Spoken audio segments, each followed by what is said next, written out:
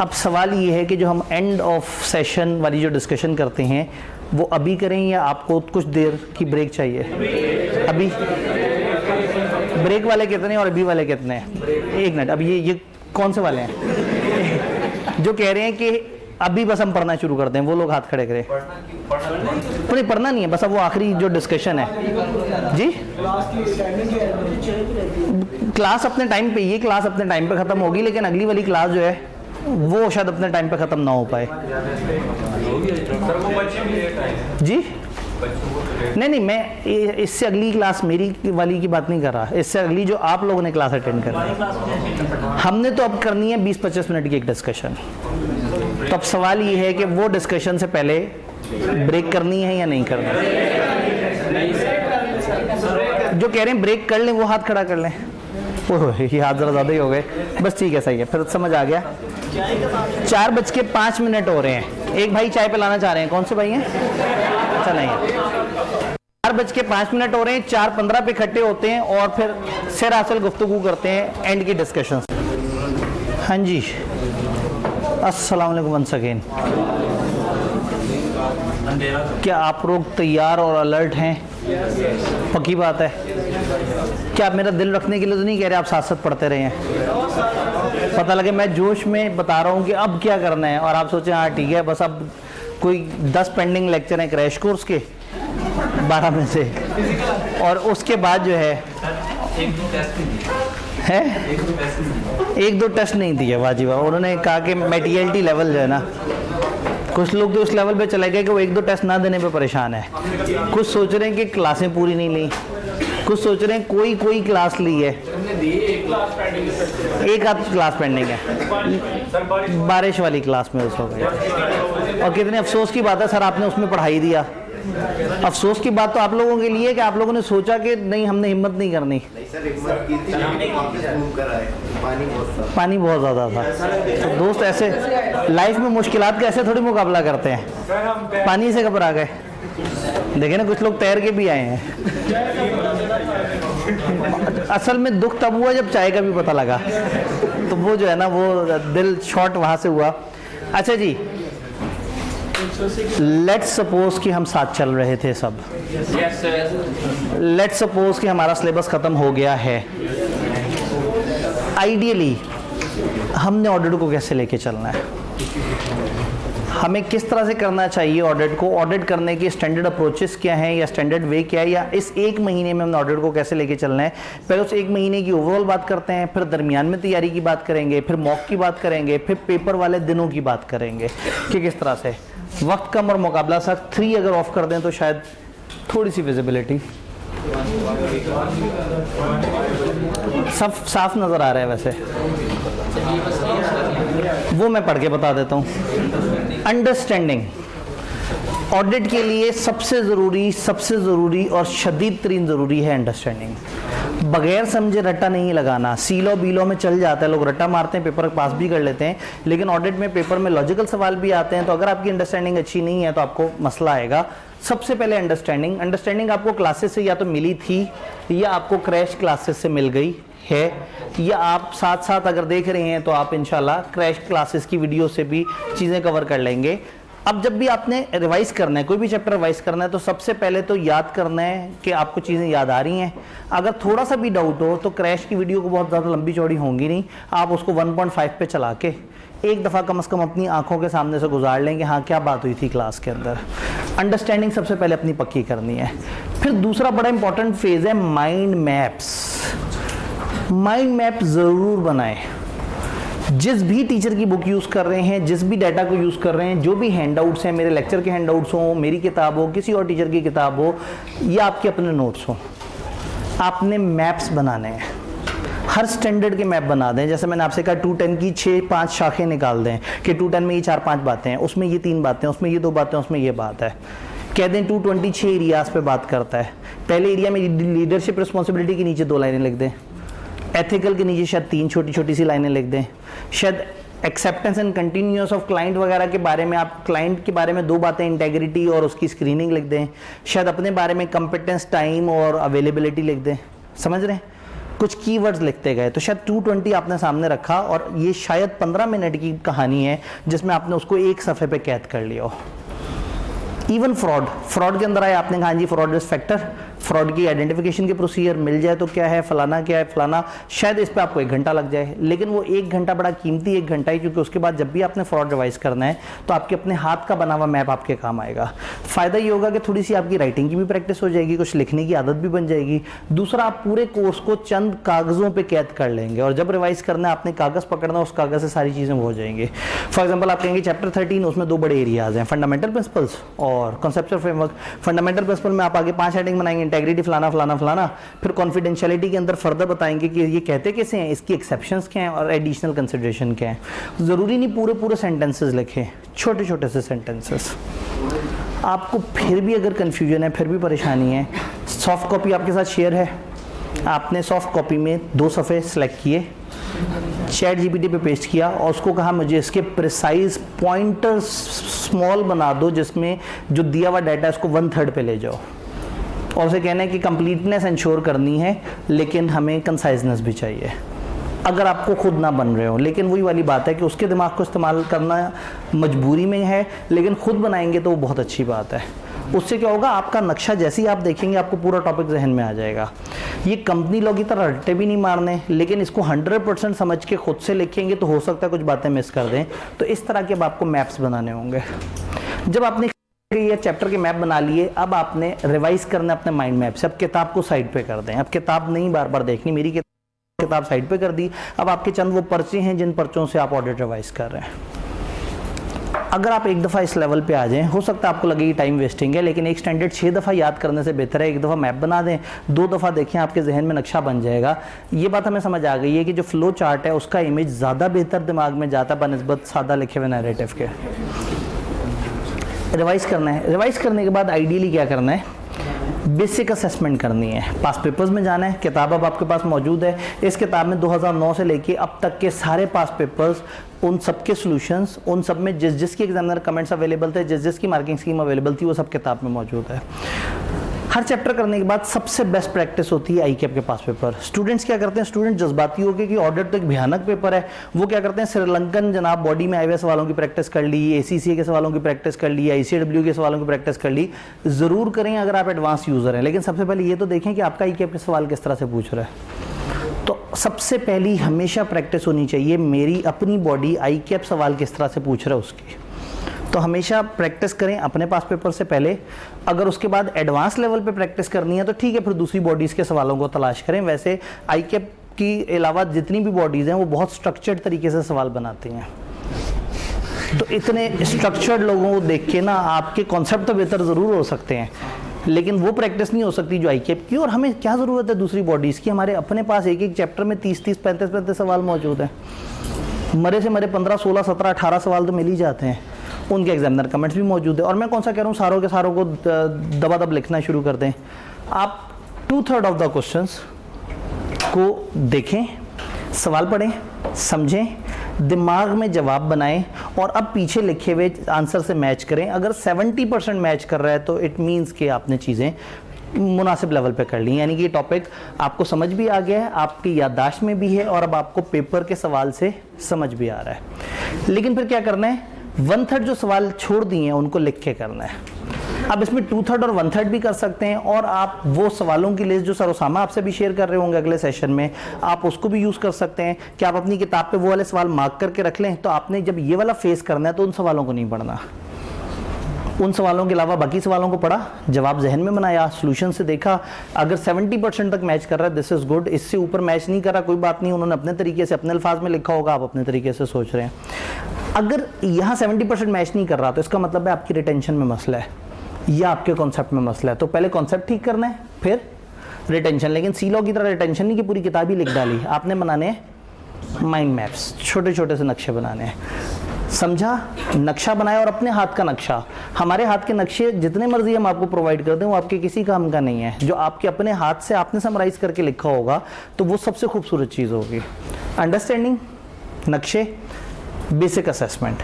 Basic assessment अगर अच्छी हो गई तो फिर फाइनल असेसमेंट की तरफ आना है। एक अप्रोच है 2/3 और 1/3 सवाल, और एक अप्रोच ये है कि आप यहाँ पे वो वाले सवाल जो सर आपको बता रहे होंगे कि ये आपने लाजमी लिख के करने, इनसे एक अच्छी प्रैक्टिस हो जाएगी आपकी। हर चैप्टर के अंदर आपको पता है कई दफ़ा तो सवाल रिपीटिंग नेचर के होते हैं, कई दफ़ा कोई सवाल बहुत ही बड़े होते हैं, कुछ छोटे होते हैं। तो हमने कुछ बेंचमार्क 40+ के करीब सवाल आइडेंटिफाई करते हैं ऐसे, जिनको करने से एक अच्छी प्रैक्टिस हो जाती है, रिटन प्रैक्टिस थोड़ी सी बेहतर हो जाती है। तो ऑडिट के अंदर सवालों को लिखना भी काफ़ी ज़रूरी है। तो आपने उन बेंचमार्क सवालों को जो वो बताएं लिखना है, करना क्या है, लिखना है और किसी कोलीग को मार्किंग के लिए देना है। अब खुद असेस नहीं करना, अपने लिखे हुए को किसी दोस्त के साथ बैठ जाएं, उसे कहें यार हम डेली एक स्टैंडर्ड पकड़ के, फर्ज करें एक लिस्ट दी हुई है उसमें 40 सवाल हैं, आपने कहा हम डेली चैप्टर वाइज 4-4 सवाल किया करेंगे। सेम सवाल आपने करके उसे चेक कराए, उसने करके आपको चेक करवाए, दो दोस्तों ने। उससे क्या फ़ायदा होगा, जब उसने आपको चेक कराया तो आप सवाल चेक करते हुए कहेंगे यार अजीब आदमी है, पहला लेटर कैपिटल ही नहीं डाला हुआ, अजीब आदमी, इसकी एग्जाम्पल ही नहीं समझ आती, ये दरमियान में कई जगह पे दापी जाता है, कई दफ़ा ये चीज़ ऐसे नहीं करता। जब आप किसी को चेक करेंगे फिर पता लगेगा कि चेकर पे क्या गुजरती है, क्योंकि हम हमेशा सिर्फ बस सवाल कर करके दे रहे होते हैं। एक दफ़ा ज़रा चेकिंग साइड पे आके देखें, फिर पता लगेगा कि सामने वाले बंदे में क्या बुराई बुरी लगती है। जब अगले दिन आप अपने सवाल कर रहे होंगे ना, और आपके दोस्त ने आपको बहुत सारे तबसरे और आपने उसे बहुत सारे तबसरे करे होंगे, तो अगले दिन आपकी भी गलतियां कम हो जाएंगी, आपके दोस्त की भी गलतियां कम हो जाएंगी। हो सकता है किसी जगह वो कहे तुम्हारा ये गलत है, आप कहें नहीं सही है, ये देखो इस किताब में, वो कहे देखो उस किताब में, फिर बहस हो, डिबेट हो, आप 2 टीचर्स को ईमेल करें, दोनों से जवाब लें और एक नतीजे पे पहुंचें। ये पॉइंट हमेशा आपके दिमाग में रह जाएगा जिस पे आपकी बहस हुई है। तो ऐसे में अच्छा दोस्त जरूर आइडेंटिफाई करें। आइडियली ये 2% एक्टिविटी होनी चाहिए, ना मिले कोई अच्छा दोस्त तो एक बंदा करे, लेकिन कम से कम 2 बंदे होने चाहिए जो एक दूसरे को क्रॉस चेक करें, एक दूसरे से बैठें, डिबेट करें कि ये सवाल क्यों सही है और ये सवाल क्यों गलत है। तब पता नहीं, मतलब आप लोगों को अच्छा दोस्त या अच्छे सवाल, पता नहीं क्या चीज़ कम है आपकी ज़िंदगी में, अच्छे दोस्त कम है। जब आप उसे बताएंगे ना इस एक्टिविटी से तुम्हारा पेपर पास होने की प्रोबेबिलिटी बढ़ जाएगी, तो वो दोस्त बन जाएगा। कमर्शियल दोस्त बहुत होते हैं, इस वक्त आपको कमर्शियल दोस्त चाहिए। देन फाइनल मॉक दें। आपने टॉपिक बाय टॉपिक कर लिया, लेकिन क्या होता है फाइनल मॉक में इकट्ठे बहुत सारे सवाल आते हैं आपके सामने, तो इकट्ठे जब बहुत सारे सवालों को देखते हैं तो फिर प्रॉब्लम थोड़ी सी बढ़ जाती है। तो फुल मॉक दें। ठीक बात, यहाँ पे स्टार्ट होगा जिसमें होंगे। अब उस वीक में चूंकि आईकेएप में ऑडिट का इम्तिहान सेकंड वीक के मंडे पे होता है, तो यहाँ पे भी 19 से जो वीक स्टार्ट हो रहा होगा उसमें नहीं, लेकिन उससे अगले वीक में मंडे पे आके ऑडिट का मॉक। तो पेपर जिस दिन आपका आईकेएप में है उसके ठीक 14 दिन पहले यहाँ सुबह 9 बजे मॉक कंडक्ट हो रहा होगा। आप आएँ, आप मॉक दें, किसी भी कॉलेज जाएँ, जो जहाँ भी मॉक कंडक्ट हो रहा है आप वहाँ मॉक दें। जहाँ आपको मॉक चेक होके मिले आप ज़रूर मॉक दें, और आप अपने आप को असेस करें कि आप कहाँ पे हैं। सिलेक्टेड पास पेपर जो राइटिंग में करने हैं वो सर उसामा के सेशन में आपको उसके ऊपर गुफ्तगू मिल जाएगी, वो मेरे स्कोप से इस वक्त आउट है। करना क्या है, मॉनिटर करना है, अपनी प्रोग्रेस को मॉनिटर करना है, 1-2 भी ऑफ कर दें। सिर्फ पढ़ना नहीं है, प्रॉब्लम ये है कि हम पढ़ते एक दिन अचानक पता लगता है कि अभी तो सिर्फ 6 चैप्टर हुए हैं और दिन रह गए हैं 4। मॉनिटर करें, टाइम टेबल बनाएं, फिजिकल टाइम टेबल बनाएं, कागज़ पे एक प्लान बनाएं, अपने रजिस्टर पे 3 सफ़े पे कहें कि मैं 6 अगस्त को ये करूंगा, 7 अगस्त को ये, 8 अगस्त को ये, आगे बाकायदा लिखें, मैनुअली लिखें। अक्सर लोग क्या करते हैं, टू डू लिस्टें बना लेते हैं मोबाइल पे, एक्सेल की शीटें बना लेते हैं, इनको कभी भी प्लस माइनस कर दें आपको दुख नहीं लगता, लेकिन सामने कागज़ पे अगर आपने लिखा था कि 6 अगस्त को आपने 3 टॉपिक करने थे और 2 पे टिक लगाए और तीसरे को कैरी फॉरवर्ड आगे किया तो बुरा लग रहा होगा, फिर अगले दिन ज़्यादा पढ़ेंगे ताकि उसको क्रॉस कर दिया जाए। तो कोशिश करें एक रेगुलेटेड टाइम टेबल बनाएं, एक रेगुलेटेड स्केड्यूल बनाएं, उस रेगुलेटेड स्केड्यूल को फिजिकली बनाएं, उस पर फिजिकल मार्किंग करें, और सिर्फ पढ़ते ही नहीं रहना। जब भी आप पढ़ाई करें तो दरमियान में आपने ब्रेक्स जरूर लेनी है। अगर आप अगले 25 दिन प्लान कर रहे हैं पढ़ाई करने का, तो 50 तरीके ब्रेक लेने के इस डॉक्यूमेंट में दिए हुए हैं। ये डॉक्यूमेंट सॉफ्ट में तो आपको मिल जाएगा। For example, take a bike ride, for example read a book, for example take a bath, for example walk outside, eat a meal in silence। थोड़ा मुश्किल होगा, एक ऐसा खाना खाएं जिसमें आपने कुछ ना बोला हो। रीड पोइट्री, फॉरगिव समवन, किसी को माफ कर दें। एम बैठे बैठे एक दोस्त को कॉल करें, यार तुमने उस दिन अच्छा नहीं किया था, मेरे दिल में तुम्हारे लिए कोई ग्रज नहीं है, ऐसा हल्का हल्का सा फील होगा। सिट इन नेचर, बहुत सारे तरीके हैं। ड्राइव समवेयर न्यू, कॉल अ फ्रेंड, किसी दोस्त से रब्ता कर लें। इसमें एक मुझे बड़ा मजे का लगता है, वो पता नहीं कहाँ गया, लाइट अ कैंडल। कभी आप बहुत दिमागी तौर पे आवाज़ार हुए हो, दिमाग फुल कचरा हुआ हुआ, कुछ नहीं समझ जा रहा, 6 घंटे हो गए पढ़ते हुए, अब दिमाग ने काम करना छोड़ दिया, एक कैंडल रखें सामने, उसको आग लगाएं, उसको बुझते हुए देखें।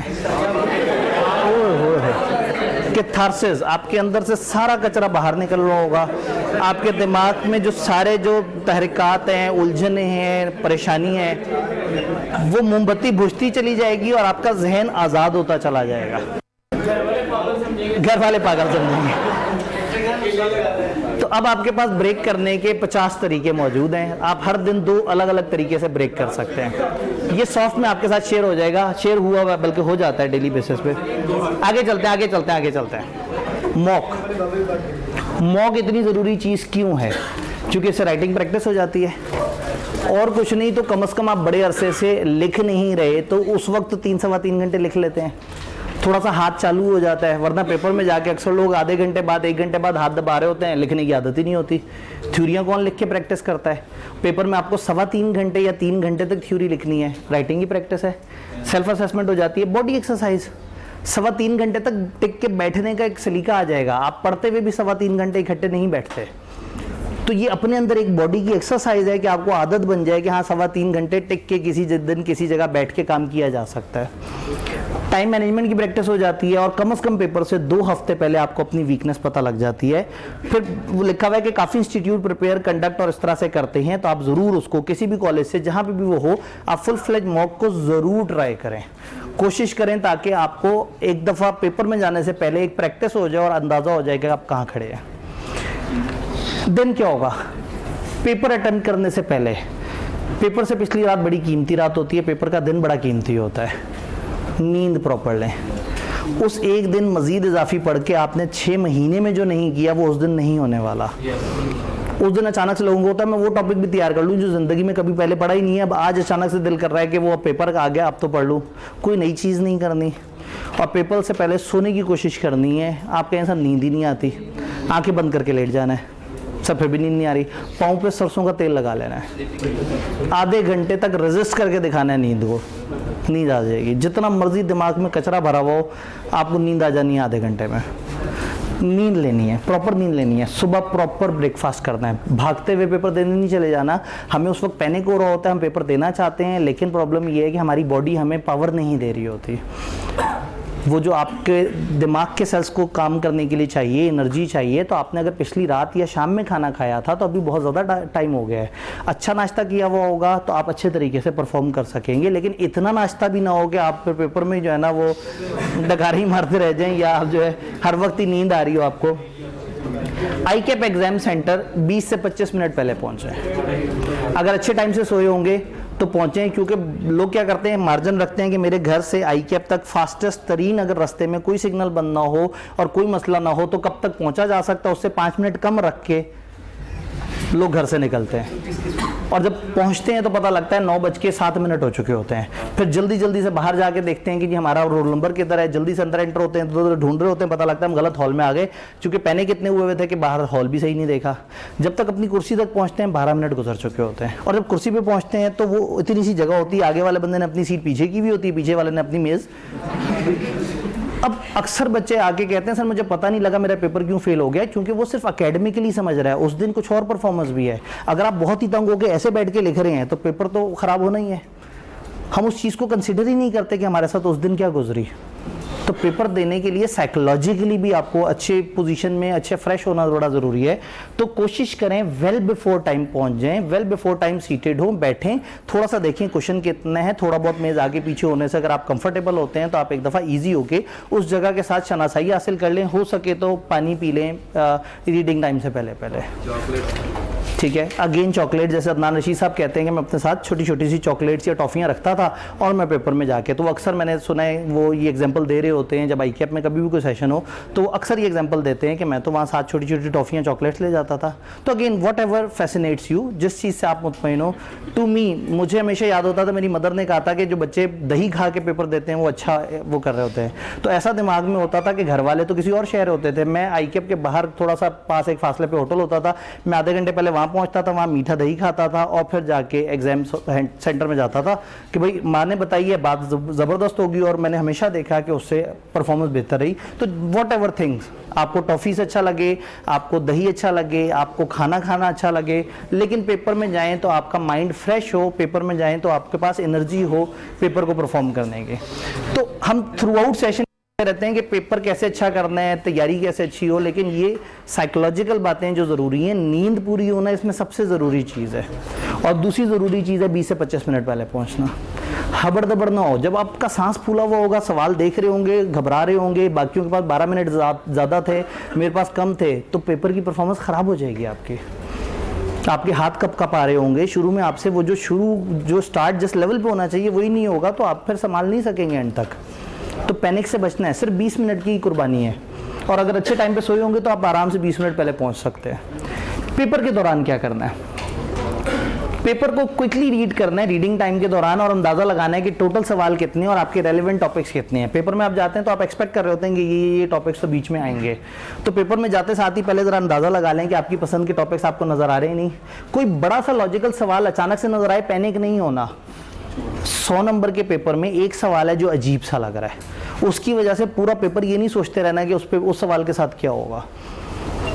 ये जहन बना के जाना है कि एक अजीब सा बड़ा सवाल आया हुआ होगा, पहले से माइंड बना के चले जाना है। तो जैसी नजर आए, हाँ देखा मुझे पता था शरारती, तो मैं एंड पे आके देखूंगा। फिर क्वेश्चंस को थोड़ा सा डिटेल से देखना और रिक्वायरमेंट्स अंडरलाइन कर लेनी है। ऑडिट के एग्जामिनर की आदत है एक जुमले में 2-2 रिक्वायरमेंट्स, फलाना एंड फलाना अंडरलाइन कर लेना है कि उसने क्या क्या रिक्वायरमेंट मांगी है और इस टाइम पे प्लान कर लेना है अपना सीक्वेंस। ये रीडिंग टाइम है, इसमें आपने सवालों के जायजे और सवालों को याद या रट्टा लगाना नहीं शुरू कर देना। आपने सवालों को पढ़ के रफ अंदाजा लगाना है और उसके हिसाब से सीक्वेंस बना लेना है कि मैं पहले कौन सा सवाल करूंगा, दूसरा कौन सा, किस तरह से। फिर रेलिवेंट नंबर उसके लेफ्ट पे लिख देना है कि ये पहला सवाल है, ये दूसरा सवाल है, तीसरा सवाल। एस्टिमेटेड स्टार्टिंग और एंडिंग टाइम लिख दें लेड पेंसिल से। एक कच्ची पेंसिल आपके पास है, आपने कहा ये मेरा पहला सवाल होगा, ये मैं 9:15 पे स्टार्ट करूंगा और ये 9:35 पे खत्म हो जाना चाहिए। 7-5 मिनट बढ़ा के लिख दें 9:40 कि 9:35 पे तो खत्म हो जाना चाहिए। लेकिन अगर 9:35 तक सवाल चल रहा हुआ और बहुत मजा आ रहा हुआ तो ठीक है, चलो थोड़े से और नंबर लिए जा सकते हैं उसमें। लेकिन 9:40 अगर आ गए तो बस कलम तोड़ देना है, बाकी नहीं तोड़ देना। कहने का मतलब है उस सवाल को बंद कर देना। अब ये नहीं सोचना कि मैं मजीद इसमें लिखूं। समटाइम कुछ सवालों से हमें इतना प्यार हो जाता है कि आधा घंटा उस पर लगा देते हैं, मिलता 2 इजाफी नंबर है उस आधे घंटे में। तो एक सवाल जब आपकी लिमिट और लिमिट के बाद जो आपकी हार्ड कैप को जब वो क्रॉस कर रहा है, आपने एक हार्ड अपर कैप लगा दी कि 9:35 तो नॉर्मल है लेकिन 9:40 इज द टाइम, अगर ये आ गया तो बस फिर मैंने जो है ना इसको छोड़ देना है। फिर उस सवाल से बिल्कुल मोहब्बत नहीं करनी, आगे जाना है, नहीं तो उसने वही करना है जो मोहब्बत करने वालों के साथ होता है। तो इतनी मोहब्बत नहीं करनी। Don't multiply every question by 1.8। एक टिपिकल लोगों का फार्मूला कि जी 180 मिनट होते हैं और 100 नंबर का पेपर होता है, तो अगर आपके पास 15 नंबर का सवाल है तो 15 को 1.8 से मल्टीप्लाई करें, तो 10 नंबर का सवाल है तो भी 1.8 से। तो इससे क्या होता है, 10 नंबर के सवाल के 18 मिनट्स। अच्छा, एक 10 नंबर का सवाल है जो आपको बहुत अच्छा आता है और एक 10 नंबर का ऐसा सवाल है जो आपको बिल्कुल भी नहीं आता। आपने दोनों के लिए 18-18 मिनट रख दिए। एंड ये 18 मिनट में फ़ायदा तो कुछ हुआ नहीं क्योंकि उसमें से एक नंबर निकलना था और जिसमें से आप 9 नंबर ले सकते थे उसको जल्दी करने के चक्कर में रगड़ दिया।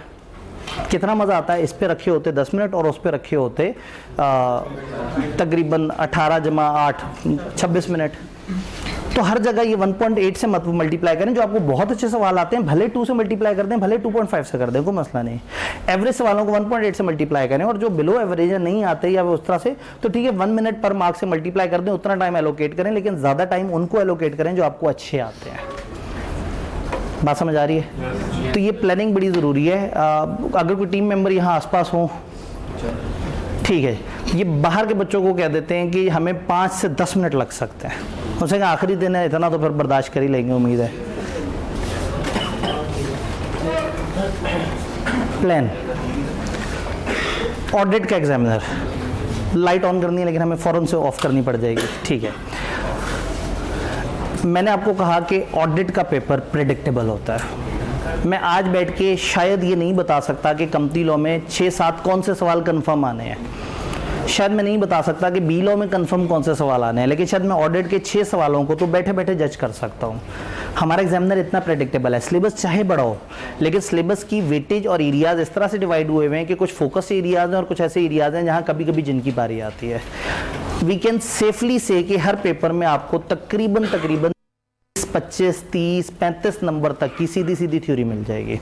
कभी कभी 43, 45 नंबर की भी थ्योरी होती है, लेकिन मैं इसको 30 के आसपास अगर सेफली कहूँ कि तकरीबन 30 के करीब सिंपल और 70 के करीब लॉजिकल, बट 30 to 40% सीधे सवाल और 60 to 70% लॉजिकल सवाल। तो हर पेपर में आपको कुछ सीधे सवाल लाजमी मिलेंगे जो बहुत ही सीधे 2-2, 3-3 लाइनों के सवाल होंगे। ज़रा वो 5 कंडीशन बता दो, ज़रा प्री कंडीशन बता दो, ज़रा ये बता दो, वो बता दो। फिर आपको कोड ऑफ एथिक्स का सवाल मिल जाता है, आपको रिपोर्ट का सवाल मिल जाता है, आपको रिस्क असेसमेंट या फ्रॉड का सवाल मिल जाता है, एक्सटर्नल कंफर्मेशन या सैम्पलिंग में से एक मिल जाता है, 560 या 580 में से एक। तो पेपर इज फेयरली प्रेडिक्टेबल। आप 80 to 90% ऑफ द पेपर को पहले से प्रेडिक्ट कर सकते हैं। हाँ, थोड़ा सा 15% मार्जिन होगा कि वो कहीं से भी सिलेबस एरिया में से घूम के सवाल बना दे। तो जब आप पहले से प्लान कर सकते हैं, जी अब तीनों ऑफ कर दीजिए, तो शुरू से ही प्लान कर ले पहले घंटे में क्या करना है। पहले घंटे में पहले थ्योरी वाले सवालों पे हाथ डालना है। छोटे सवाल होंगे, मजे के सवाल होंगे, आपको आता होगा, आप जल्दी से करते चले जाएंगे। कॉन्फिडेंस होगा कि मैंने 30-35 नंबर का पेपर कर लिया है और अभी एक है। कोई बात नहीं अगर पहले आप 35 से ऊपर ना जाएं, ये जरूरी नहीं है कि आपने 1/3 ऑफ द टाइम में 1/3 ऑफ द पेपर ही करना है। जो आपको अच्छा आता है उस पर ज्यादा टाइम लग गया, कोई बात नहीं। अगर आपका 30 नंबर के ऊपर 1 घंटा लग गया या 28 नंबर पे भी 1 घंटा लग गया और इस 28 में से 26 आप लेने की पोजीशन में है, तो ये बहुत अच्छा सौदा रहा है, इसमें कोई घाटे का सौदा नहीं हुआ। पहले घंटे में कोशिश करें जो प्योर थ्योरेटिकल हैं, आप एक्सपेक्ट कर सकते हैं ऑन एवरेज 30+ स्ट्रेट फॉरवर्ड सवाल पेपर में। अगर इसमें टाइम बच जाए तो कोड ऑफ एथिक्स का सवाल उठाएं। ये लॉजिकल सवालों में सबसे आसान सवाल होता है जिसको डील करना बाकियों की निस्बत ज्यादा आसान होता है, अनलेस कि बहुत ही अजीब सा कोड का सवाल हो। आपने देखे 1-2 दफा उन्होंने अजीब से सवाल बनाए हैं, वरना एक ही तरह के पैटर्न के सवाल कोड ऑफ एथिक्स में आते हैं। तो पहले सिर्फ थ्योरेटिकल और code of ethics. Second hour में आए 705-6 वाले सवाल की तरफ, ओपिनियन वाले सवाल की तरफ। इस सवाल को आप एंड पे लेके जाते हैं, सवाल खराब हो जाता है। इसको शुरू में लेके जाते हैं, पेपर खराब हो जाता है। सेकेंड आवर का पहला सवाल ये होना चाहिए और इस पे सफिशिएंट टाइम लगाएं, क्योंकि इसमें छोटे से स्टेप्स करने से आपको अच्छे नंबर मिल जाते हैं। इसको सोच के दरमियान वाले टाइम में करेंगे तो आप इजीली कर सकते, इस पे टाइम दे सकेंगे और आपने पीछे कॉन्फिडेंस होगा कि हाँ भाई मैंने 35-36 नंबर का तो पेपर किया हुआ है। आप इसको तसल्ली से टाइम देके इसमें से नंबर निकाल सकेंगे। फिर अगर कोई कंपनी लॉ वाला सवाल आया है तो ये इस वक्त करें, नहीं तो सब्सिक्वेंट इवेंट या रिटर्न पोजीशन। मतलब सेकंड आवर जो है वो चैप्टर 14 और कंपनी लॉ के सवाल के लिए मुख्तस।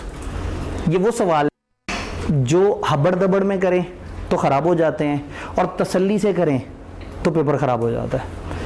यानी आप अगर स्टार्ट में इनसे करेंगे तो पता ही लगेगा कि by the end of 1 hour आपने किया होगा 22 नंबर का पेपर, तो आप पैनिक हो जाएंगे। इसको दरमियान में करें और दरमियान में तसल्ली से टाइम दें, क्योंकि इसमें से अच्छे नंबर मिलने हैं।